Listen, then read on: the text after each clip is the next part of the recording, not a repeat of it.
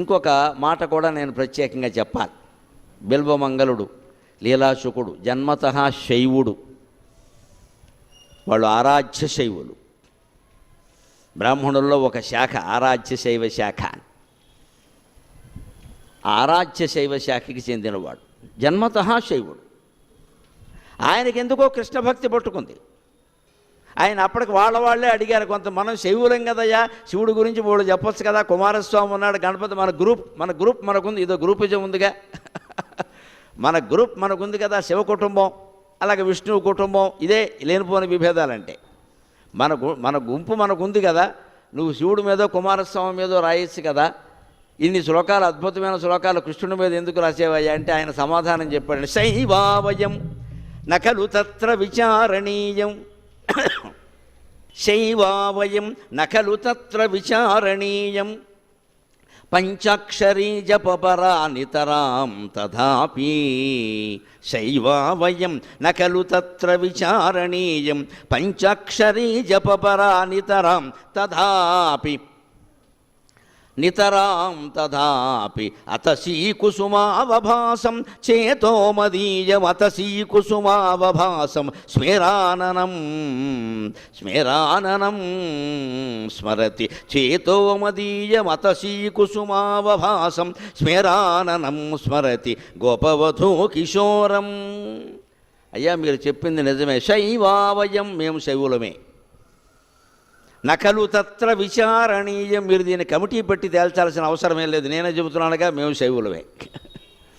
అంతేకాదు, పంచాక్షరీ జపపరా నితరాం, ఎప్పుడు నమశివాయ నమశివాయ నమశివాయ అని జపం చేస్తూనే ఉంటాం, అనుమానం వెళ్ళా. కృష్ణకర్ణామృతం రాసేటప్పుడు కూడా నా జపం అదే అన్నాడు ఆయన, జపం మార్చలేదు. ఎప్పుడు ఏదైనా మనం దేవుణ్ణి గురించి, కృష్ణుడి గురించో, రాముడి గురించో, శివుడి గురించో, అయ్యప్ప స్వామి గురించో ఏదో కొత్తగా వినగానే ఏమనిపిస్తుందంటే, కొత్త ఒక వింత, పాత ఒక రైత, రోత అని మనలో మనమే మతం మార్చిస్తూ ఉంటాం. ఈ దేవుణ్ణి వదిలేసి ఆ దేవుణ్ణి పట్టుకుంటాం. ఈయన కోరికలు తీర్చలేదు, ఆయన కోరికలు తీర్చు. ఇంతమంది దేవుళ్ళు ఎక్కడా లేరు. 1000 మంది దేవుళ్ళని ఆరాధించడానికి హిందువులు అజ్ఞానులు కాదు. ఒకే దేవుణ్ణి 1000 రూపాల్లో సైతం ఆరాధించగలిగిన విశాలమైన మతం హిందూ మతం ఒక్కటే ప్రపంచం మొత్తం మీద. ఈయన అనేక రూపాల్లో మనం ఎందుకు ఆరాధిస్తామంటే, ఆరాధిస్తున్న రూపం కూడా దైవ రూపమే అని చివరికి తెలుసుకోవాలి. దానికోసం ఇక్కడ తత్వమసి అహం బ్రహ్మాస్మి, అది తెలిస్తే తత్వమసి, లేదా తత్వం అసి అయిపోయింది అట్లా. అందుకే ఈ రూపభేదాల గురించి ఎప్పుడూ దెబ్బలాడుకోకూడదు, ఏది ఎక్కువ ఏది తక్కువ.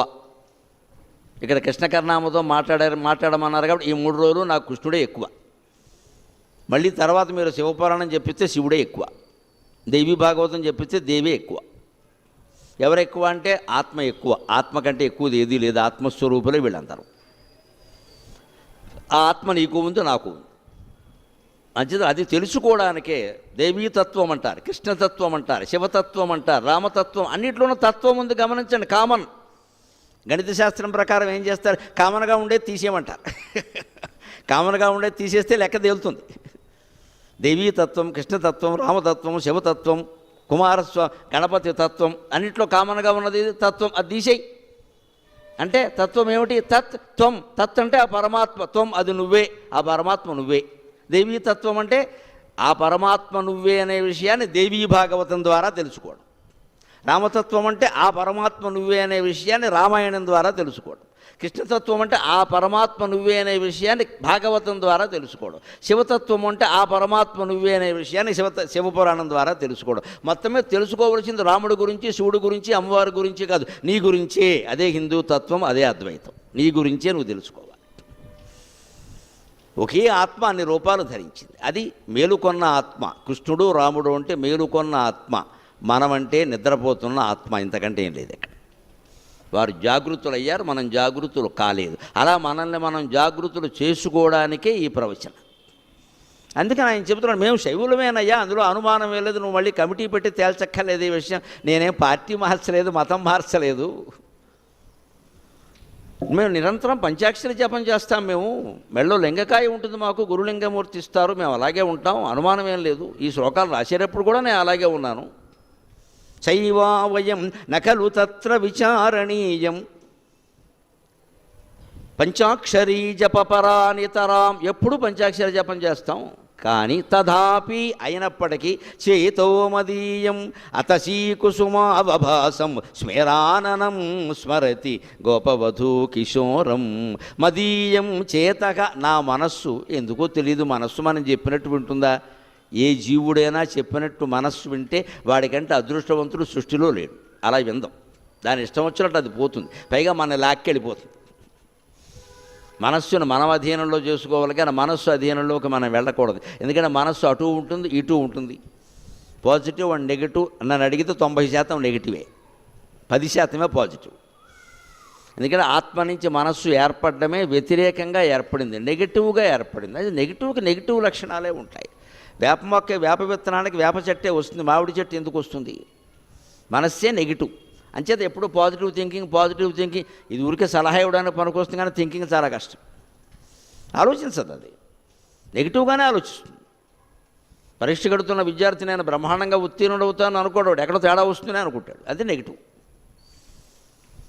అయితే ఆ నెగిటివ్ని పాజిటివ్ చేసుకోవాలి, ప్రతికూలాన్ని అనుకూలం చేసుకోవాలి. నిజమే, పరీక్షకి వెళ్ళే విద్యార్థికి నాకు మంచి మార్కులు వస్తాయి కానీ అనుకున్నవి రావేమో అనే భయం ఉండడం కొంచెం మంచిదే.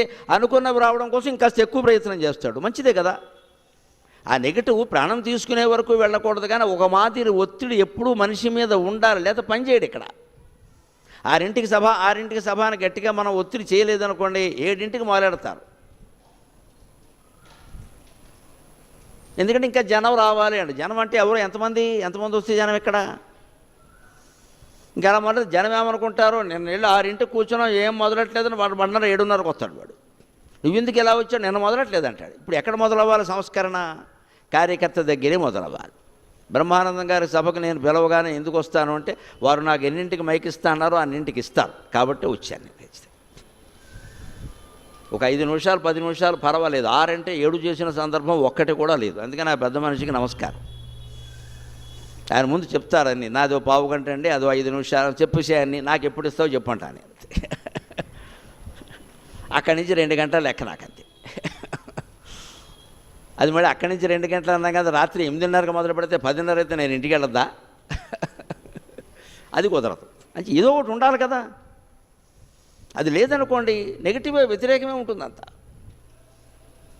అంటే మనస్సు ఎప్పుడు రకరకాలుగా ఆలోచిస్తే మనస్సును మనం స్వాధీనంలోకి తెచ్చుకోవాలి. అయితే భక్తి విషయంలో ఏ దైవ రూపాన్ని ఆరాధించినా అది పాజిటివ్గా అనుకూలంగా ఆలోచించినట్టే లెక్క. అన్ని దైవ రూపాలేగా, నేను చెడగొట్టేదేముంది ఇందులో? శివభక్తి, కృష్ణభక్తి, దేవి, ఇన్ని తేడాలు ఉండవు, మొత్తం మీద భక్తి ముఖ్యం. అది ఏదైనా బాగు చేస్తుంది. అందుకని నాకు తెలియదు, నా మనస్సు ఏమన్నా నా చేతిలో ఉందా ఏమన్నా? అతశీకుసుమావభాసం. నాకెందుకో దేవాలయంలో శ్రీకృష్ణస్వామిని చూడగానే నల్ల అవిసె పువ్వులా ప్రకాశిస్తున్న ఆ స్వామి మూర్తి నన్ను చాలా ఆకర్షించింది. నాకు తెలియదు అది, నేనేం చెప్పను ఆ విషయాన్ని. ఎందుకు ఆకర్షించింది అంటే ఏం చెబుతాం? అతశీకుసుమావభాసం. అతశీకుసుమం అంటే అవిసె పువ్వు. ఇవాళ అవిసె గింజలు తినడం ఈ మధ్య కొంచెం ఒక ఫ్యాషన్గా బయలుదేరింది. కాస్త ఏదో స్థూలకాయం వాళ్ళు తగ్గుతారు, బరువు తగ్గుతారు అంటూ ఏదో అవిసె గింజలు అంటూ మొదలెట్టాయి. ఇప్పటికి గింజలు తిని కూర్చోకండి, ఏదో తగ్గడం పెరగడం, జీవితం అంతా లావు అవుతూనే ఉండడం, సన్నం అవుతూనే ఉండడం. దృష్టి పెట్టాల్సింది దాని మీద కాదు, ఊబకాయం మీద కంటే ఊర్ధ్వగమనం మీద దృష్టి పెట్టండి, అందరూ బాగుంటారు, గొడవ లేదు ఇక్కడ. ఊబకాయం ఉంటే కొంపలు అంటుకున్నా ఇక్కడ, దానికి ఒక పెద్ద ప్రచారం ఇస్తారండి ఎవరు. ఇంకా మన ఊరికి ఈ ఊబకాయం తగ్గించుకోవడం ఎలాగే తగ్గించుకుంటావు, తర్వాత ఏం చేస్తావు? సన్నగా ఉంటావు, తర్వాత రమణారెడ్డిలాగా. తర్వాత ఏం చేస్తావు? ఎడుతూ కూర్చుంటావు. నువ్వు ఊబకాయం ఉన్నా, సన్నకాయం ఉన్నా, పొడుగ్గా ఉన్నా, పొట్టుగా ఉన్నా, ఆడదానమైనా మొగాడమైనా ఆత్మజ్ఞానం పొందావా లేదా, అదొక్కటే ముఖ్యం, ఇంకేం కాదు ఇక్కడ. అది లేకపోతే నీకు ఊబకాయము దండగా, సన్నకాయము దండగా, సౌందర్యము దండగా, ఐశ్వర్యము దండగా, అని దండగా. అంటే మనం ఆలోచించవలసింది నిరంతరం శరీరం మీద దృష్టి పెట్టకుండా దయచేసి. బాగా ప్రచారాలు పెరిగిపోయినాయి ఈ మధ్యన. ఇక్కడ ఏమైనా మొటి వచ్చిందా, దానికో పెద్ద వైద్యం వస్తుంది. అథవ మొటిము 16 రోజులు తగ్గుతుంది, పెద్ద విషయం. ఏం చేయించుకో, చన్నీళ్ళతో మొహం కడిగాయి, వదిలిపోయింది. దానికో పెద్ద డాక్టర్, మొటిమో స్పెషలిస్ట్. మళ్ళీ ఇక్కడ వాడు మొహం నిండా మొటిమలే ఉంటాయి. ప్రతిదానికి స్పెషలిస్టా? ప్రతిది రోగమేనా అసలు? విచిత్రంగా ఉంటాయండి. పేపర్లో చూస్తుంటే ఆయన ఏదో మనస్సు కొంచెం వ్యతిరేకంగా ఆలోచిస్తారు, దాన్ని మెంటో సోఫోఫోబియా, ఇంత పొడుగు పేరెట్టారా దానికి? ఇంగ్లీష్లో మనకు అర్థం కాని పేరు ఒకటి పెడతాడు. అక్కడ ఏమీ లేదు, వాడు తండ్రి మాట వినలేదు. మా సృష్టి ప్రారంభం నుంచి అలాగే ఉంది ఇక్కడ. నీకు పెద్ద ఫోబియా అంటావు నువ్వు ఇక్కడ. బ్రహ్మదేవుడు చెప్పినట్టు సనక సనందనాథులు వినలేదు, నువ్వెంత నేనంత. సృష్టి ప్రారంభంలో సనకుణ్ణి, సనందనుణ్ణి, సనత్కుమారుణ్ణి, సనత్సుజాతుడిని నలుగురిని సృష్టించాడు ఆయన. మీరు పోయి పెళ్ళిళ్ళు చేసుకుని పిల్లలకి అనండి, వీ డోంట్ అన్నారు వాళ్ళు. మేము వినమన్నారు. ఎప్పుడు పిల్లల్లాగే పడి ఉంటారు, మేము ఈ శాపమైనా భరిస్తాం కానీ మేము సంసారాలు చెయ్యమన్నారు. అంటే తండ్రి మాట కొడుకు వినకపోవడం అనేది సృష్టి ప్రారంభం నుంచి ఉంది. నువ్వు దాని పెద్ద వ్యాధి అంటావేటి ఇక్కడ. ప్రతిదీ వ్యాధి వ్యాధి అంటే మనస్సుకు భయం వేస్తుందండి. పేపర్లో జరిగి ప్రతిదీ వ్యాధే. పొద్దున్న ఆలస్యంగా లేస్తాడు, గోంబే కొడితే వెంటనే లేస్తాడు, దుప్పటి తీసేస్తే ముందే లేస్తాడు. దీనికి ఒక పెద్ద వ్యాధి, కౌన్సిలింగు, సలహాలు. వీడు అప్పటికి లేవడు. ఇంకా ఒక గర్ల్ ఫ్రెండ్ ఫోటో చూపిస్తే అర్జెంటుగా లేస్తాడు. ఏడు కొంప ఇక్కడ, దానికోసమైనా లేస్తాడు. కొంపలు అంటుకున్నాయి. ఇలా ప్రతిదీ వ్యాధి కింద భావించి అసలు శరీరం మీద అంత దృష్టి పెట్టకండి. అసలు అది ఎలాగైనా ఉండే దిక్కుమాలిన శరీరం. నువ్వు ఎంత పోషించి ఎంత చేసినా అది 7 ప్యాక్ పాడికట్టి అవతల బారేస్తారు. లోపల ఉన్న ఆత్మ మీద దృష్టి పెట్టాలి, అగ్నిస్వరూపమైన ఆత్మ మీద దృష్టి పెట్టాలి. దానికి ఏ వ్యాధులు ఉండవు. అది సన్నగానే ఉండదు, లావుగానే ఉండదు, పొడుగ్గానే ఉండదు, పొట్టిగానే ఉండదు, ఎర్రగానే ఉండదు, నల్లగానే ఉండదు. అసలు ఎలా ఉందో తెలియదు. దాని మీద దృష్టి పెట్టు, మొత్తం పోతాయి.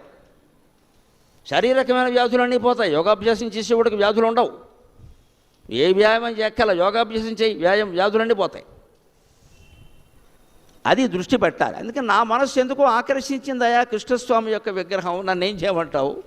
అతసీ కుసుమావభాషం.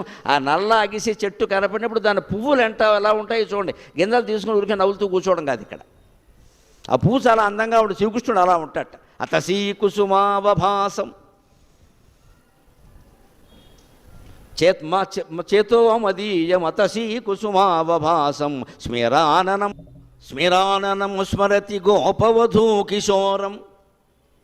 చిరునవ్వు ముఖంతో వెలుగుతూ ఉంటాడే బాలకృష్ణుడు. గోపవధూ కిశోరం, గోపకాంత అయినటువంటి యశోదానందనుడు ఉన్నాడే, ఆయన మీద పడింది నా దృష్టి. నన్ను ఏం చేయమంటావు. అందుకని నేను రాశాను. శివుడు ఏమన్నా కృష్ణుడి గురించి రాయొద్దని చెప్పాడా? చెప్పడు. పోతన గారు శైవుడు, భాగవతం రాసిన పోతన గారు శైవుడు. ఆయన కల్లో కనిపించింది రామచంద్రమూర్తి, రాసిందేమో భాగవతం. ఏమనాలే, రాముడి కథ కాదు భాగవతం, కృష్ణుడి కథ. రాసిందేమో కృష్ణుడి కథ, రాయమని చెప్పింది రాముడు. ఆయన జన్మతః శైవుడు. అంచేది హిందూ మతంలో ఉండే ఔన్నత్యం ఇది. దేవతా రూపారాధనలో తేడా పనికిరాదు. బహుళ దేవతారాధన మన హక్కు, మన అదృష్టం. ఏ పండగ వస్తే ఆ పండగ చేసుకుంటాం. అంతిమంగా గ్రహించవలసింది ఒకటే, రాముడైనా కృష్ణుడైనా ఎవరైనా నువ్వే తత్వమసి. ఈ శరీరం నేను కాదు అని గ్రహించగలిగితే అది మనమేం తెలుస్తుంది. ఆ గ్రహించిన వాడిని దేవుడు అన్నారు, గ్రహించిన వాడిని జీవుడు అన్నారు. అంతకంటే తేడా ఏమీ లేదు ఇక్కడ. తెలియకపోవడం తెలియడంలోనే తేడా. అందుకని నా మనస్సు ఎలా ఉందయ్యా, నన్నేం చేయమంటావు అన్నాడు. అని ఆయన 3 ప్రకరణాల్లో 300 శ్లోకాలతో కృష్ణకర్ణామృతాన్ని అందించాడు. అందులో ప్రారంభంలోనే అరచేతిలో వెన్నముద్దలా, కృష్ణుడు అరచేతిలో వెన్నముద్ద ధరించినట్టే మీ అరచేతుల్లో భగవంతుడిని పెట్టే ప్రయత్నం చేస్తున్నాను, మీకు ధైర్యం ఉంటే అందుకోండి అంటున్నాడు. అస్తి స్వస్తరుణీకరాగ్ర విలసత్ కల్ప ప్రసూనాప్లుతం వస్తుద్వస్త సమస్త వేణులహరీ వస్తున్యస్త సమస్త వేణులహరీ నిర్వాణ నిర్వ్యాకులం అస్తి స్వస్తరుణీకరగ్ర విలసత్ కల్ప ప్రసూనాప్లుతం వస్తు ప్రస్తుత వేణునాదలహరీ నిర్వాణ నిర్వ్యాకులం వస్తు ప్రస్తుత వేణునాదలహరీ నిర్వాణ నిర్వ్యాకులం స్రస్త నిరుస్తనీ వివిలసత్ గోపీ సహస్రావృతం స్రస్త నిరుద్ధనీ వివిలసత్ గోపీ సహస్రావృతం హస్తన్యస్త నతాపవర్గం అఖిలోదారం కిశోరాకృతి. ఓ శ్లోకమో పద్యమో చదవగానే చప్పట్లు కొట్టేవాళ్ళు ఇంకా సమాజంలో ఉన్నందుకు ఆనందంగా ఉంది నాకు. చచ్చేవాళ్ళం ఇదివరకు ఇది అర్థం చేయాలంటే 1 గంట చెబితే కానీ ఎవరికి ఏమీ తెలియదు. కానీ ఎందుకు చప్పట్లు కొడతారో తెలుసా? కొంతమంది అయినా ఆ ప్రాస 2వ అక్షరం గమనించండి. లీలాశుకుడు తెలుగువాడు అనడానికి ఇది ఉదాహరణ. బిల్వమంగళుడు తెలుగువాడు అనడానికి ఇది ఉదాహరణ. ప్రాస తెలుగులో ఉంటుంది, సంస్కృతంలో ఉండదు. యతి ప్రాస తెలుగు పద్యాల్లోనే ఉంటాయి, సంస్కృత శ్లోకాల్లో ఉండవు. అంచేది ఇంత చక్కగా ప్రాసస్తా సా కింద తావొత్తు 4 పాదాల్లో 2వ అక్షరం కింద వచ్చేలా వాడాడు అంటే ఈయన తెలుగువాడు. ఆ తెలుగు పద్యాలు రాసి రాసి ఆ అలవాటు అలా వచ్చేస్తుంది అంతే. పోనీ ఎక్కడైనా అనవసరంగా ఏమన్నా వాడాడా, అదుగదుగో మేడ, మేడ పక్కన గోడ, గోడ పక్కన దూడ, దూడ కింద పేడ, ఇది అనవసర ప్రాస అంటే. 4 డాలు వచ్చే అయితే ఏమిటి, పేడ వచ్చింది చివరికి. ఈ మాత్రం కవిత్వం ఎవడైనా రాస్తాడు, అదంతా కవిత్వం అంటే అలాగా. ప్రాస కోసం ప్రాస కాదు, అర్థవంతమైన ప్రాస ఉండాలి అక్కడ. అలా శంకరాచార్య స్వామి వాడతారు చాలా అర్థవంతంగా. ఆయన అంత తత్వవేత్తో, ఎంత జ్ఞానో అంత కవి. ఇగో లీలాసుకులు వాడతాడు. అస్థి స్వస్థరుణీకరగ్రవిలసత్ కల్పప్రసూనాప్లుతం వస్తు ప్రస్తుత వేణునాదలకరీ నిర్వాణ నిర్వ్యాకులం స్రస్త నిరుద్ధనీ వివిలసత్ గోపీ సహస్రావృతం హస్తన్యస్తనతాపవర్గం అఖిలోదారం కిశోరాకృతి. అస్థి ఒక ఆయన ఉన్నాడండి అంటున్నాడు. ఆ కవిత్వం అలా చెబుతారు. ఒక ఆయన ఉన్నాడండి, ఓ పెద్ద మనిషి అనగానే మనకి ఎవరాయన అంటాం మనం. ఆ ఎవరో చెబుతున్నాడు ఇక్కడ. స్వస్తరుణీకరగ్రవిలసత్ కల్ప ప్రసూనాప్లుతం. ఆయన ఎటువంటి వాడో నాకు తెలియదు, కానీ ఆయన భూమి మీద జన్మించగానే ఆకాశంలో దేవతా స్త్రీలందరూ గుమిగూడి కల్పవృక్షపు పుష్పాలు కోట్ల కొలది పట్టుకొచ్చి ఆయన పుట్టినటువంటి రేపల్లెలో వర్షం కురిపించారండి, అటువంటి మహానుభావుడు అన్నాడు. ఎంత మధురమైన మాట ఇది. శ్రీకృష్ణుడు జన్మించగానే చెరసాల్లో జన్మించినప్పుడు పూల వర్షం కురవల, కొంపలు అంటుకుంటాయి. కంసుడు వచ్చి అందరినీ లోపల బారేస్తాడు. అక్కడ హడావుడు చేసి బ్యాండ్ మేళం పెట్టకూడదు. అందుకని కృష్ణుడు ఏమీ వద్దన్నాడు. అక్కడ మాట్లాడకుండా అర్ధరాత్రి దాటుకుని వచ్చేసాడు. ఇంకో మాట సందర్భం వచ్చింది కాబట్టి చెబుతాను. ఆ సందర్భంలో వసుదేవుడు గాడిద కాళ్ళు పట్టుకున్నాడు అన్నారు. 14,093 శ్లోకాలు భాగవతం చదివాను, ఎక్కడా పట్టుకోలేదు. దుష్ప్రచారం చేయకండి అనవసరంగా. ఇవన్నీ మనం కల్పించేసుకున్నాం. చెట్టు కింద చుట్టకాల్చుకునేవాడు కల్పించే కథలు ఇవన్నీ. ఈ రాత్రి చుట్టకాల్చుకుంటూ కూర్చుని 6ంటికి పనేం లేక ఆ చుట్ట అయ్యే వరకు ఏదో ఒకటి చెప్తూ ఉంటాడు. అంతే కదా, మమ్మల్ని కూడా మా పురాణ పండితులు కూడా పూర్వం ఇలాగే కల్పించేసేవారు రకరకాల కథ ఆకట్టుకోవాలి కదా. అందుకని ఎక్కడా వసుదేవుడు గాడిదిగాడు పట్టుకోలేదు. తెలుగు భాగవతంలో కానీ సంస్కృత భాగవతంలో కానీ ఎక్కడా లేదు. 14,093 శ్లోకాల వ్యాస భాగవతం, 9,010 పద్యాల పోతన భాగవతం క్షుణ్ణంగా చదివి చెబుతున్నా వసుదేవుడు గాడిదిగాడు పట్టుకోలేదు. అసలు గాడిద అరవలేదు. జైలు దగ్గర గాడిద ఎందుకు ఉంటుందండి, ఎవడో గాడిద కల్పించింది మాట ఇది. ఆలోచన ఉండాలి. జైలు దగ్గర గాడిద ఎందుకు, అందులో కంసుడు జైలా గాడిదను ఉండేస్తాడు, వాడే గాడిద, వేరే గాడిద ఎందుకు? జైలు దగ్గర గాడిద ఎందుకు ఉంటుంది? అక్కడ ఏదైనా బట్టలు ఉతికే వాళ్ళు ఎవరైనా ఉంటే, రజకులు ఉంటే వాళ్ళ ఇంటి దగ్గర గాడిద ఉందంటే అర్థం ఉంది. కంసుడు జైలు దగ్గర గాడిద ఎందుకు ఉంటుంది? ఇవన్నీ ఏవో సరదా కల్పించుకున్న కథలు, అవి అందులో ఉండే చమత్కారం కారణంగా అది ఏదో వాడుక అయిపోయింది. అంత అర్ధరాత్రి దాటుకుని వచ్చేసాడు కదా స్వామి. కానీ రేపల్లకి రాగానే చాలా హడావుడి చేసేసాడు. మై బర్త్డే అన్నాడు ఆయన. నేను పుట్టాను, హ్యాపీ బర్త్డే ఉండదా? అందుకని అప్పుడు ఎవరు పుష్పాలు కురిపించారట, మామూలు వాళ్ళు ఎందుకండి. స్వస్తరుణీకరగ్రవిలసత్ కల్పప్రసూనాప్లుతం. రంభా, ఓరోసి, మేనక, ఘృతాచి, తిలోత్తమ, సాక్షాత్ ఇంద్రుడి భార్య మహాసాధ్వి పులోమజార్చిత అంటారే, ఆ పులోమజ అయినటువంటి పౌలోమి శశీదేవి సహా వచ్చి అందరూ పుష్పవర్షం కురిపించారట. మహానుభావుడు శ్రీమన్నారాయణమూర్తి ఈ రేపల్లెలో ఆవిర్భవించాడు. స్వస్తరుణీకరాగ్రవిలసత్ కల్పప్రసూనాప్లుతం. వాళ్ళు బజార్లో పూలు తెస్తారా, అందుకని కల్పవృక్షాలున్నాయి. మందార పారిజాతస్య సంతాన కల్పవృక్షక. హరిచందనం చ పంచయితే దేవతరవహ అంటారు. 5 రకాల కల్పవృక్షాలు ఉంటాయట. మందారము, కల్పవృక్షము, కల్పము, సంతానము, పారిజాతము, హరిచందనము. ఆ వృక్షాల యొక్క పుష్పాలు తీసుకొచ్చి అక్కడ వాళ్ళు పుష్పవర్షం కురిపించారట. కల్ప ప్రసూనాప్లుతం. శ్రీకృష్ణుడు పడుకున్న తొట్టి ఉయ్యాల ఉందే, అది పువ్వుల తొట్టి కింద అయిపోయింది ఈ పూలు కారణంగా. కింద మానవులంతా ఆశ్చర్యపోయారట. ఎందుకింత వైభవం, ఎంతకింత ఆర్భాటం, ఎందుకింత హంగామా అంటే పుట్టినవాడు సామాన్యుడా? వస్తు ప్రస్తుత వేణునాదలహరి నిర్వాణ నిర్వ్యాకులం. శ్రీకృష్ణావతారం వచ్చే వరకు లోకంలో వేణువుకి అంత ప్రాధాన్యం లేదు. వేణుగోపాలుడు, వేణుమాధవుడు ఇవన్నీ ఆయన నుంచి వచ్చాయి. రామావతారంలో ఆయన ప్రధానంగా వీరుడు. వేణు కచేరీ, సంగీత కచేరీలు చేస్తూ కూర్చుంటే రాజ్యం నడవదు. అందుకని ఆయన ధనుర్బాణాలు ధరిస్తాడు. కృష్ణుడు అలా కాదు. కృష్ణుడు వీరుడే, బోడు యుద్ధాలు చేశాడు. అసలు కృష్ణుడు చంపినంతమంది రాక్షసులను రాముడు కూడా చంపలేదు, పంపాడు. కానీ అదేది పెద్ద ప్రధానంగా పెట్టుకో. అంతే, కృష్ణుడి చేతుల్లో ఏ ఆయుధాలు ఉండవు, వేణువు ఒక్కటే ఉంటుంది. ఆయన పక్కన కూడా ఎవరో ఉండరు, ఉంటే గోవు, ఇంకెవరు ఉండరు. గోవు లేకుండా కూడా ఆయన ఉంటాడు, ఉంటే గోవు ఉంటుంది, అంతే, ఇంకెవరు ఉండరు. అంచేత కృష్ణస్తు భగవాను స్వయం అన్నారు. కృష్ణుడు ధర్మానికి ప్రతీక కాదు, లీలకి ప్రతీక. ధర్మంతో పాటుగా లీలకి ప్రతీక. లీలామానుష వేషధారి అంట. రమో విగ్రహవాన్ ధర్మ. కృష్ణుడి విషయం వచ్చేసరికి కృష్ణ లీలలు అంటారు. రామలీలలు శివలీలలు ఉండవు, కృష్ణలీలలే ఉంటాయి. లీల అంటే ఏమిటి? ఆనందంగా ఉండి చేసేది లీల, ఆనందం కోసం చేసేది కర్మ. మనం కర్మ చేస్తాం, దేవుళ్ళు లీల చేస్తాడు, అది తేడా. మనం ఏ పని చేసినా సరే ఏం ఆలోచిస్తాం? ఇది ఎందుకంటే, ఇది ఎవడు అడిగండి అని, ఎందుకంటే ఇది ఎందుకంటేలోనే మొత్తం కర్మ కాలిపోయే విషయం అంతా ఉంది. ఆ పని ఎందుకు చేయాలా? ఏ ఫలితము ఆశించకుండా పని చేయడం మన ఎవరికీ తెలియదండి.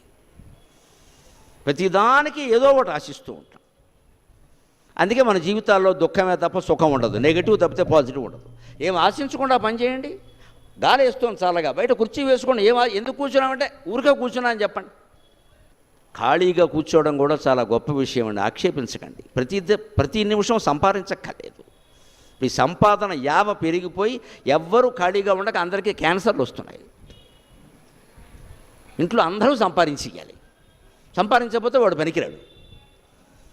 మీరు జాబ్ చేయట్లేదా అని అడగడం ఊరికి. ఎక్కడి నుంచి వీళ్ళకో యావ పట్టడం, జాబ్ చేస్తే కానీ గౌరవించరేమో అనో బ్యాగ్ కూడా కొనుక్కోవడం ముందు జాబ్ చేయడానికి. ఎవరైనా జాబ్ చేయట్లేదా అంటే నమస్కారం పెట్టి కోరుతున్నాను, మాకు అవసరం లేదు అని చెప్పండి అమ్మా, నిర్భయంగా హాయిగా చెప్పండి, మనకు అవసరం లేదు, మనం చెయ్యం.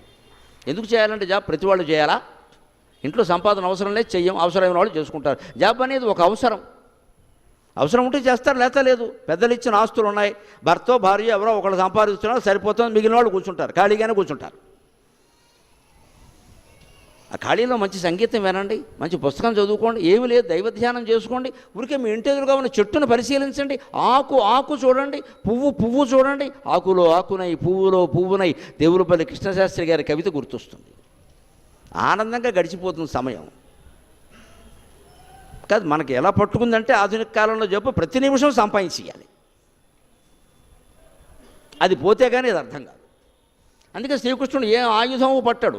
తాను 18 రోజులు సారథ్యం చేసిన అస్తమాని కంచీకర పట్టుకుని కూర్చోడు. ఇక్కడ బండి దూరే వెళ్ళాక నాకు అవసరం అంటాడు, వేణువు పట్టు కూర్చుంటాడు. ఆయన వాయించకపోయినా వేణువు పట్టుకుంటాడు. వస్తు ప్రస్తుత వేణునాదలహరి నిర్వాణ నిర్వ్యాకులం. ఒక వస్తువుగా ప్రస్తుతింపబడింది వేణువు శ్రీకృష్ణావతారంతోనే. ఆ వేణునాదం ఎలా ఉంటుంది అంటే నిర్వాణ నిర్వ్యాకులం. నిర్వాణాన్ని చూపిస్తుంది వినేవాళ్ళకి, నిర్వాణ దర్శనం అవుతుంది. అంటే మోక్షస్థానంలోకి వెళ్ళిపోతాడు కేవలం వేణునాదం కారణంగా. మనం ధ్యానం చేస్తున్నప్పుడు ఒక్కోసారి ఏమంటాం తెలుసా? బయట నుంచి ఏవో అరుపులు వినపడుతున్నాయి, కోతలు వినపడుతున్నాయి అవి అంటాం కదా. రామకృష్ణ పరమహంసను అడిగట్టు వివేకానందుడు, ధ్యానం చేస్తుంటే ధ్యానం కుదరట్లేదు అన్నట్టు వివేకానందుడు. చిన్నప్పుడు నరేంద్రుడుగా ఉన్నప్పుడు అంటే ఏమి అన్నట్టు ఆయన. అక్కడ ఏదో పిండి మిల్లు ఏదో ఉందండి, గరగర శబ్దం వస్తుంది అన్నట్ట. ఆ శబ్దం మీదే దృష్టి పెట్టు, ధ్యానం కుదురుతుందని చెప్పేట. That is Ramakrishna Paramahamsa. అది కూడా వేణుగానమేనయ్యా, దృష్టి పెట్టు. అది పిండి మిల్లు ధ్వని అనే విషయం వదిలేయి, అది కూడా ఒక ధ్వని, దాని మీద పెట్టు. ఇంకే ధ్వని వెనక అది విను. ఇప్పుడు మనకి ధ్యానం కుదరని సమయం ఉండదండి. అబిడ్స్ జంక్షన్లో కూర్చొని ధ్యానం చేయొచ్చు. ఇప్పుడు దాన్ని సావధాన ధ్యానం అంటారు. జిడ్డు కృష్ణమూర్తి గారు 5000 పేజీలు దాని గురించే చెప్పాడు. దాన్ని ఏకాగ్ర ధ్యానం అనరు, దాన్ని సావధాన ధ్యానం అంటారు. ఎందుకంటే ఒక్కోసారి మనం ధ్యానానికి కూర్చుంటే 5-6 రకాల ధ్వనులు వినపడండి.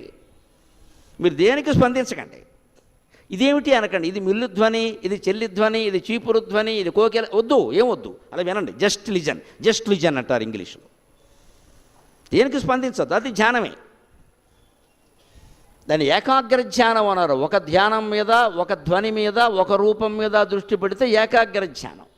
దేని మీద దృష్టి పెట్టకుండా ఏది కనపడితే అది చూస్తూ, ఏది వినపడితే అది వింటూ తాను మాత్రం ఆత్మనిష్టతో ఉంటే అది నిరగ్ర ధ్యానం, సావధాన ధ్యానం. అవధానం అంటే అది అటెన్షన్. అవధానం చేసేటప్పుడు మేము దేని మీద ప్రత్యేకంగా దృష్టి పెట్టాం, అన్నీ చూసుకోవాలి. 8 ఉన్నాయి అక్కడ 8 ఉన్నాయి. ఒకదాని మీద దృష్టి పెడితే కుదరదు, ఇక్కడ అన్నిటి మీద పెట్టాలి. అంటే అసలు రహస్యమేమో అనుభవంతో చెబుతున్న 325 అవధానాలు, 10 శతావధానాలు, ఒక సహస్రావధానం చేసిన వ్యక్తిగా మేము దేని మీద దృష్టి పెట్టాం, ప్రస్తుతం ఏం చెప్పాలో దాన్ని చూస్తాం అంతే. అందుకే అవధానం సాగుతుంది. ఇది చెబుతూ అది చెబుతూ ఇది ఆలోచించే వరకు బుర్రపాడైపోయి 2 పద్యాలు పోతాయి. ఎప్పుడు ఏది చెప్పాలో దాని మీదే దృష్టి పెడతాం, పూర్తిగా కేంద్రీకరిస్తాం. అమ్మవారి దేవుల స్మరణ కలుగుతుంది, పద్యం చెబుతాం, అంతే లెక్క. దానికి చేయాల్సిన ధ్యానమో సాధన ఏదైనా ఉంటే ఇంటి దగ్గర చేస్తాం, వేదిక మీద కుదరదుగా. అంచేది అవధానం, అది సావధాన ధ్యానం. అంచేది ఇప్పుడు మనం బజార్లో కూడా ధ్యానం చేయొచ్చు, రైతు బజార్లో చేయొచ్చు, సోమవారం సాయంత్రం చేయొచ్చు. అది వివేకానందుడికి రామకృష్ణ పరమహంస ఇచ్చింది. దాని మీద పెట్టవాయా సలహా, వేరే ఎందుకు అన్నాడు. ఏది వినపడినా పర్వాలేదు అన్నమాట. మనసు స్పందించకూడదు, అంతే లెక్క. ధ్యానం అంటే మనసు స్పందించద్దు. ఇది బాగుంది, బాగులేదు, ఇంకా వినాలి, ఇంకా బాగుంది, ఈ ధ్వని లేకుండా ఉంటే అసలు ఏం వద్దు, ఊరుకోనగా. అదే ధ్యానం. అప్పుడు బుద్ధి నిశ్చలమైపోతుంది. అదే పాజిటివ్ అంటే అర్థం. పాజిటివ్ అంటే అనుకూలంగా ఆలోచించడం కాదు, మనస్సుకు సంబంధించి ఏమీ ఆలోచించకపోవడం పాజిటివ్. అసలు ఆలోచించద్దు. ఆలోచించామంటే పాజిటివ్ నెగిటివ్ 2 ఉంటాయి. ఆలోచించకుండా ఉంటే ఏ గొడవ లేదు, జరిగేది జరుగుతుంది. ఆ జరిగే దైవలీలగానే జరుగుతుంది. అభ్యంతరం మన కర్తవ్యం ఏదో మనం చేస్తాం, అంతకుమించి ఆలోచించక్కర్లేదు. ఆ వర్తమానం అంటే కర్తవ్యం ఏదో ఉంటుంది కదా. కాఫీ గ్లాస్ అక్కడ పెట్టారు, తాగాలిగా. అప్పుడు కూడా ధ్యానం చేసుకుంటూ పిల్లి వచ్చి తాగుతుంది పాలు. ఆ తర్వాత ఏం చేస్తావు? అది అక్కడ పెట్టింది ఎందుకు, నీకోసమే తాగే, ఇంక మాట్లాడక. అయినా అలా ఉంది, ఇలా ఉంది, నిన్నున్నట్టుగా లేదు, ఇవన్నీ వద్దు. జీవితం ఎప్పుడు నిన్నున్నట్టుగా ఉండదు, రేపు ఉంటావో ఉండవో తెలియదు. ఎందుకు వచ్చిన గొడవ? ఇచ్చింది ఏదో తాగేస్తే మళ్ళీ ఇస్తారు, పేచి పెట్టామనుకో ఇంకెవరు, అసలు ఇవ్వరు, కలుపుకో అంటారు. ఇంతే. సుఖంగా సాగాలంటే ఇంతే, సర్దేసుకో. అక్కడ ఊరికే వదిలేసే ఆ విషయాన్ని, దాని గురించి ఇంత చర్చ. ఆ వేణునాద లహరి అది ఒక అలలా ప్రవహించి, శివానంద లహరిలాగా, సౌందర్య లహరిలాగా ప్రవహించి ఎలా ఉంటుందంటే నిర్వాణ నిర్యాకులం. నిర్వాణము అని బుద్ధుడు ప్రత్యేకంగా ప్రచారం చేశాడు. మనం ఎవరైనా పోతే నిర్యాణము అంటారు. ఇక్కడ నిర్వాణం, అక్కడ నిర్యాణంలో ఉన్నది యావత్తు, ఇక్కడ వావత్తు. ఈ నిర్వాణం అంటే ఏమిటంటే శూన్యస్థితికి చేరుకోవడం, ఏ ఆలోచన లేని శూన్యస్థితికి చేరుకోవడం. బుద్ధుడు బౌద్ధ మతంలో దాన్నే ప్రధానంగా ప్రచారం చేశాడు. నిర్వాణమే మోక్షం అన్నారు. మన దగ్గర దీప నిర్వాణ గంధం అంటారు, గమనించండి. హారతి ఇచ్చినప్పుడు హారతి పూర్తిగా కరిగిపోయాక ఒక సుగంధం వస్తుంది, అయిపోయిందని చెప్పడానికి. అది దీప నిర్వాణ గంధం. అది ముక్కుకి సోకాలి. ఆ వాసన ముక్కుకి పట్టడం లేదు అంటే 6 నెలల్లో శ్రీమద్రమారమణ గోవిందో హరి అని చెప్పారు. దానికి చెన్నైశ్వరి మిత్రభేదంలో నీతి చంద్రికలో చెబుతాడు ఆ విషయాన్ని. అగరు దీప నిర్వాణ గంధమును మిత్రవాక్యమును కనరు వినరు. అరుంధతి నక్షత్రమును మిత్రవాక్యమును దీప నిర్వాణ గంధమును కనరు వినరు మూర్ఖునరు ఎవరట? పోగాలము దాపురించిన వారు అంటాడు. పోగాలము దాపురించిన వారు అరుంధతిని మిత్రవాక్యమును దీప నిర్వాణ గంధమును కనరు వినరు మూర్ఖునరు అంటారు. పోయే కాలం వచ్చిందనడానికి 3 సూచనలు ఉంటాయి. ఏమిటంటే, 1 అరుంధతి నక్షత్రం కనపడదు. అంతకుముందు పెళ్లిలో మినుకుమంటూ కనపడింది, తర్వాత ఇంక కనపడడం మానేసింది. ఎంత చూసినా కనపట్లేదంటే చూపు మందగించింది. వీడు ఇంకా 2 ఏళ్ళో 3 ఏళ్ళో ఉంటాడు. క్రమంగా అవయవాలు సర్దుకుంటున్నాయి. జాగ్రత్త పడి భగవద్ధ్యానం చేసుకోవడం మంచిది. ఇంకా క్యాటరాక్టు, ఆ యాక్టు, ఎన్ని యాక్టులు చేయించినా ఒకటే రాజ్యాంగం, ఒకటే యాక్టు. ఇంక చూపింతే, ఇంక వినికిడి ఇంతే అని సర్దుకోవాలి. ఇంక దీన్ని అదే చేసి ఇదే చేసి ఏమిటి చూస్తావు? ఇంకా యథవ ప్రపంచంలో చూడడానికి ఏమున్నాయి ఇక్కడ? ఇంకా నువ్వు ఆపరేషన్ చేయించుకుని ఏం చూస్తావు? చూసిన పాపాలు చాలు. ఇక చూడవలసింది భగవంతుడు ఒక్కడే. వాడు చూడడానికి క్యాటరాక్ట్ కాదు, కళ్ళజోడు కాదు, కళ్ళు కూడా అవసరం లేదు. కళ్ళు కూడా అవసరం లేదు, లోపల చూడాలి కానీ బయట ఏం చూస్తాం? ఈ వైరాగ్యానికి మనుషులు 70-80 ఏళ్ళు దాటాకైనా రావాలండి. లేదు, బాగా హెల్త్ ఇన్సూరెన్స్ పెరిగిపోయిన తర్వాత ప్రతి వాళ్ళు మొదలెట్టారు. ఇక్కడ వాడు ఇచ్చుకుంటాడుగా, మన సొమ్మేం పోయిందని. ఎలాగో ఇన్సూరెన్స్ వాడు ఇస్తున్నారు కదా, డాక్టర్లు శుభ్రంగా 50,000 వేసేది 5 లక్షలు ఇస్తున్నాడు. వాడి పిల్లని వాడింది. మొత్తం మీద ఎవరు మోసపోతున్నారో తెలియట్లే, అందరం మాయలో పడ్డాం. అసలు అంత అవసరమా శరీర తాపత్రయం? వదిలేలేమా దాన్ని? ఇదే నిర్వాణం అంటే. ఆ నిర్వాణ స్థితిని ఏమీ లేని స్థితికి, ఏమీ ఆలోచించని స్థితికి, ఏమీ కోరని స్థితికి చేరాలి. అప్పుడు నిర్వ్యాకులంగా ఉంటాం, వ్యాకులపాటు ఉండదు. ఎక్కడున్నది ఇది? నిర్లేప నిర్మల నిత్య నిరాకార నిరాకుల నిర్గుణ నిష్కళ శాంత నిష్కామ నిరుపప్లవ. నిర్లేప, ఏమీ లేపనాలు ఉండవు. అమ్మవారు దేన్ని పూసుకోదు, రాసుకోదు. భక్తుడు కోరి ఏడిస్తే వాడికి ఏదో పని చేసి పడుతుంది, లేదా ఊరుకుంటుంది అంతే. మనం జీవితంలో అలాగే ఉండాలి. దేన్ని రాసుకోవద్దు, పూసుకోవద్దు, కర్తవ్యాలు చేయాలి. అప్పుడు నిర్మలంగానే ఉండగలుగుతాం. నిత్యం ఉండగలుగుతాం. నిరాకార, ఆకారము లేదు. అసలైన భగవద్ రూపానికి ఆకారం లేదు. అందుకని నిరాకుల. ఆకారం లేకపోతే ఆకులత్వం ఎక్కడది? అంతే. మనకి ఆకులత్వం, వ్యాకులపాటు, ఈ కలవరపాటు ఎందుకు వచ్చింది? ఆకారం అంటూ ఒకటి ఉండబట్టి, ముక్కు ఎలా ఉంది, మూతి ఎలా ఉంది, నేను రొంపబట్టింది, రేపు దగ్గు వస్తుందేమో, ఇవన్నీ ఎందుకు? శరీరం ఉండబట్టి. శవానికి రొంపబడుతుందా? శవానికి దగ్గు వస్తుందా? మనం శవం కావా? ఇక్కడ కూర్చుంటాం ఏమన్నా? ఈ విరక్తి రావాలి క్రమంగా. అంటే అంత పట్టించుకోవలసిన పనేం లేదా. నిర్వ్యాకుల.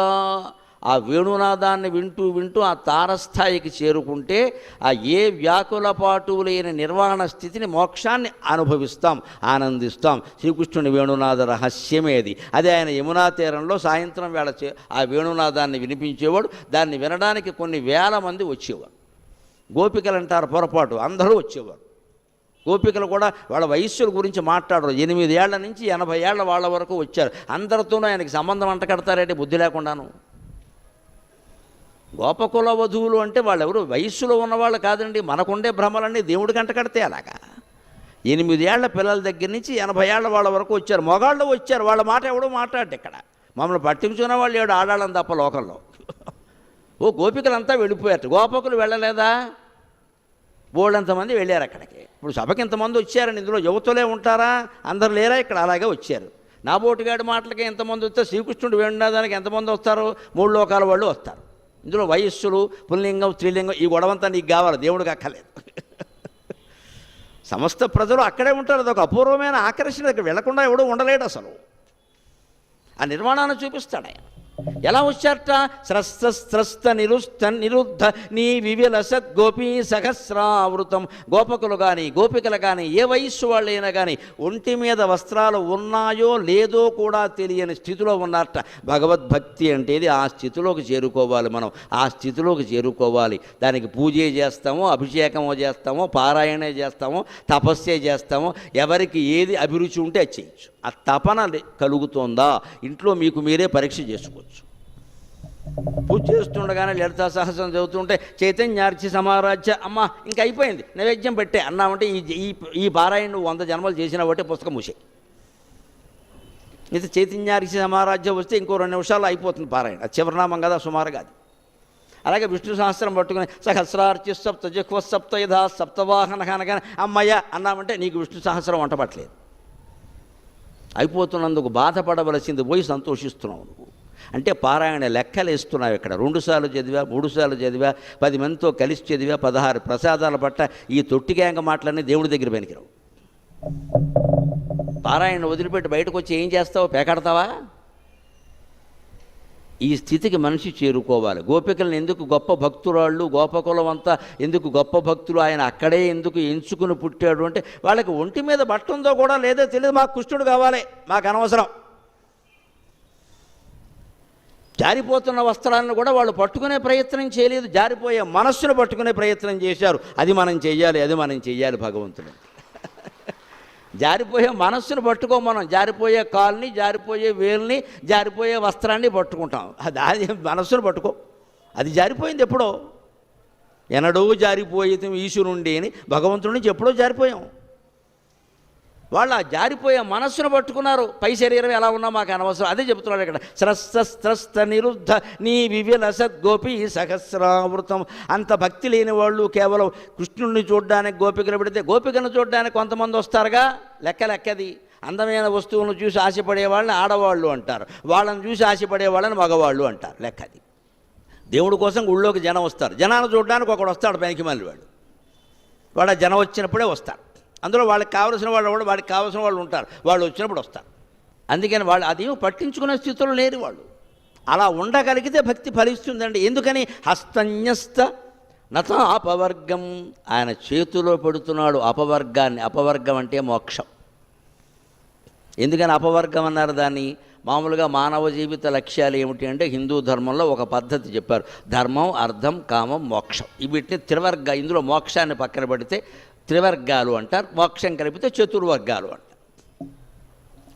ఈ వర్గాలకి, ఈ మూడింటికి అతీతమైంది కాబట్టి దాన్ని అపవర్గం అన్నారు. అపవర్గ ప్రదశంభు అంటారు. ఆ అపవర్గాన్ని ఇచ్చేవాడే పరమేశ్వరుడు. అంచేది ఆ అపవర్గాన్ని ఆయన హస్తన్యస్త, చేతిలో ఆమలకం ఉసిరికాయ పెట్టినట్టుగా పెట్టేస్తాడు ఆయన తేలిగ్గా.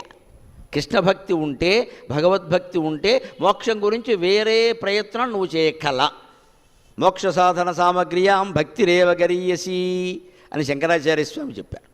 భక్తి ప్రియా, భక్తిగమ్య, భక్తివశ్య, భయాపక అని లలితా సహస్రంలో ఉంది. అంచేత భక్తి అనేది మనకి బాగా ఉంటే మన భక్తి మనకి జ్ఞానాన్ని ఇస్తుంది, మార్గం చూపిస్తుంది. నువ్వు ముందు భక్తిని వదిలిపెట్టక, ఏమంటే భక్తి మార్గం గొప్పదేనా తప్పుదేనా అన్నది ముందు ఆ పని చేయి, అది చూపిస్తుంది. హస్తన్యస్తనత అపవర్గం, నీ భక్తి మార్గం నీకు మోక్షాన్ని చేతిలో పెడుతుంది. అఖిలోదారం, ఎందుకంటే భగవంతుడు చాలా ఉదారుడు. ఆయన కిశోరాకృతి, చిన్నపిల్లాళ్ళ ఉన్నాడయ్యా ఆయన, ఎంత ఉదారుడయ్యా. రామావతారానికి కృష్ణావతారానికి తేడా ఏమిటంటే రాముడు ఎక్కడా నేను దేవుణ్ణి అని చెప్పలేదు. ఋషులు కొంతమంది ఆయన లీలామానుష వేషాన్ని, ఆ తేజస్సుని గమనించి నువ్వు సాక్షాత్ శ్రీ మహావిష్ణువు అయ్యానంటే కూడా ఆత్మానం మానుషం మన్యే రామం దశరథాత్మజం అన్నాడు ఆయన. నేను మనిషిని, మా నాన్న దశరథుడు, మా అమ్మ కౌశల్య, స్కూల్ రిజిస్టర్లో పేరు ఇలాగే రాశారు, మీరు ఎవరికి చెప్పకండి అన్నాడు ఆయన. అవతారం ఉద్దేశం వేరు, ధర్మస్థాపన. మానవుడుగా ఉండే ధర్మస్థాపన. మహిమలు మాయలు ఎక్కడా రామచంద్రమూర్తి చూపించడు. మానవుడుగా ఏం సాధ్యం చేయాలో అదే చేశాడు. హనుమంతుడు సముద్రం దూకాడు కానీ రాముడు దూకలేదు, అది విషయం. హనుమంతుడు యోగశక్తులను ఉపయోగించాడు. హనుమంతుడు నీకు ఈ శక్తులన్నీ ఎలా వచ్చాయంటే రామభక్తి అన్నారు కదా, మరి రాముడు చేయలేడా? చేయలేదు, వారధి కట్టాడు. అదే రామావతార సందేశం. నువ్వు ఏదో మహిమల ద్వారా చేద్దామని చూడకు, సామాన్య మానవుడిలాగే ప్రయత్నం చేయి. అయినా ధర్మాన్ని కాపాడగలవు, నీ కుటుంబాన్ని కాపాడుకోగలవు, సాహసం చేయి అని సముద్రంలో దారిమ్మన్నాడు. ఇవ్వకపోతే కోప్పట్టాడు, నానా యాతన పడ్డాడు, వారధే కట్టాడు. కానీ మాయి చేద్దామని ప్రయత్నం చేయాలి. శ్రీమన్నారాయణమూర్తి తలుచుకుంటే వారధి ఎందుకంటే పని లేక ఓ బాణం ఎత్తే పోలా. ప్రయత్నం ద్వారా సాధించమని చెప్పేదే రామావతారం. అందుకే రామో విగ్రహవాన్ ధర్మ. కృష్ణావతారం అలా కాదు, మీకు ప్రయత్నం వల్ల సాధ్యం కానవని నేను చేసి పెడతా చూసుకోండి అని మొత్తం 3 నెలల వయస్సులోనే పోతన్ని వేసేసాడు. 5వ నెల రాకుండా శకటాసురుణ్ణి వేసేసాడు. తర్వాత వృత్రాసురుణ్ణి వేసేసాడు. 5 ఏళ్ల వయస్సులో కాళీయుడిని మర్దించాడు. 7 ఏళ్ల వయస్సులో గోవర్ధనం పైకి లేపేశాడు. ఇవన్నీ ఎందుకంటే ఆ యుగంలో పుట్టిన వాళ్ళకి నమ్మకం కలిగించడానికి. అయినా నమ్మని వాళ్ళు ఉన్నారు, దుర్యోధనుడు లాంటి వాళ్ళు, నమశివాయ. సగం నమ్మిన వాళ్ళు ఉంటారు, నమ్మి మళ్ళీ బయటకు వచ్చేవాళ్ళు ఉంటారు, ధృతరాష్ట్రుడు లాంటి వాడు, నమశివాయ. వాడికి అవసరమైనప్పుడు నమ్ముతాడు, లేదా నమ్మడం. ధృతరాష్ట్రుడు పూర్తిగా తెలివి లేనివాడు, మూర్ఖుడు అనడానికి లేదు, వాడికి చాలా తెలివి ఉంది. వాడి తెలివి నాకు ఎక్కడ ఆశ్చర్యం అనిపించిందంటే అంత దుర్యోధనుడి మీద అంత వ్యామోహం ఉండి సమస్త అపకర్మలు దుర్యోధనుడి గురించే చేసి కూడా విశ్వరూప సందర్శనప్పుడు మావా నేత్రాలు అలాగే ఉంచమంటావా అంటే వద్దు మూసేయన్నాడు. వాడైతే తెలివైన వాడండి. నిన్ను చూసిన కళ్ళతో మళ్ళీ ఈ దుర్మార్గ ప్రపంచం చూడడం నాకు ఇష్టం లేదన్నాడు. ధృతరాష్ట్రుడు తెలివి ఎంత గొప్పదండి, జ్ఞానోదయం అయిపోయింది వాడికి. మళ్ళీ కృష్ణుడు అడిగాడు, పోనీ మీ పెద్ద అబ్బాయిని చూస్తావా అన్నాడు. ఎల్డర్సన్ అన్నాడు. వద్దా, ఎవడో తీసే అన్నాడు. మరి నిజంగా వాడికి అంత పుత్ర వ్యామోహం ఉంటే అడగాలి కదా. ఆ క్షణంలో లేదు, కానీ వచ్చిన సమస్య వాడితో అలా ఏమిటంటే ఆ క్షణంలోనే లేదు, మరొక క్షణం మళ్ళీ వస్తుంది సమస్య. అది మనం ఆ ధృతరాష్ట్రుడి స్థాయిలోనూ దుర్యోధనుడి స్థాయిలోనూ ఉండకూడదు. క్రమంగా పైకి ఎదిగేటువంటి అర్జునుడి స్థాయిలోకి వెళితే మనకి భగవద్గీత అర్థమవుతుంది ఖచ్చితంగా. క్రమంగా ఎదగాలి. అర్జునుడికి భగవద్గీత కాలానికి ఉండేటువంటి దుఃఖాలు, రాగద్వేషాలు భగవద్గీత అనంతరం లేవు, చాలా తగ్గాయి. అశ్వమేధ పర్వంతో పూర్తిగా తగ్గాయి. సొంత కొడుకు బభ్రువాహనుడి చేతుల్లోనే చనిపోయేసరికి పూర్తిగా తగ్గాయి. ఎవడు శాశ్వతంగా అది ప్రపంచంలో అర్థం. వాడు కొడుకే వాడిని చంపేశాడు బభ్రువాహనుడు, గంగాదేవి శాపం. మళ్ళీ భార్య వచ్చి బతికించింది, ఉలూపి మంత్రం వేసి బతికించింది. ఆయనకు అర్థమైపోయింది మనదేం లేదని. చివర శ్రీకృష్ణుడు భార్యలందరినీ కాపాడడం కోసం ఆయన హస్తినాపురానికి తీసుకెడుతుంటే 25 మంది బోయేవాళ్ళు వచ్చి అర్జునుడిని చెతకు కొట్టి చెట్టుకు కట్టేసరికి పూర్తిగా అర్థమైంది గాంధీవం ఒట్టి బ్యాండమేళానికి తప్పితే ఎందుకు పనికిరాదు. అప్పుడు కూడా గాంధీవం ఆయన చేతుల్లో ఉంది, అది బ్యాండమేళం. గాంధీవం ఉండడం వల్ల జయించాం, రథం ఉండడం వల్ల ఏమీ లేదు, భగవద్ అనుగ్రహం ఉండడం వల్ల జయించాం, లేనిది ఏమి లేదు బో అని అప్పటికి అర్థమైంది ఆయనకి. అంతే మనం అర్జునుడు స్థాయిలో ఉండాలి, ధృతరాష్ట్రుడు గాను దుర్యోధనుడు గాను కాదు. అప్పుడు భగవద్గీత వినడానికి ఆచరించడానికి అన్నిటికీ యోగ్యత కలిగి ఉంటాం మనం. అలాగా మోక్షాన్ని చేతిలో పెట్టిన మహానుభావుడు కాబట్టి అఖిలోదారం కిశోరాకృతికి, కిశోరాకృతి చిన్నపిల్లాడిగా ఉన్నప్పటి నుంచే ఆయన మహిమలన్నీ చూపించాడు.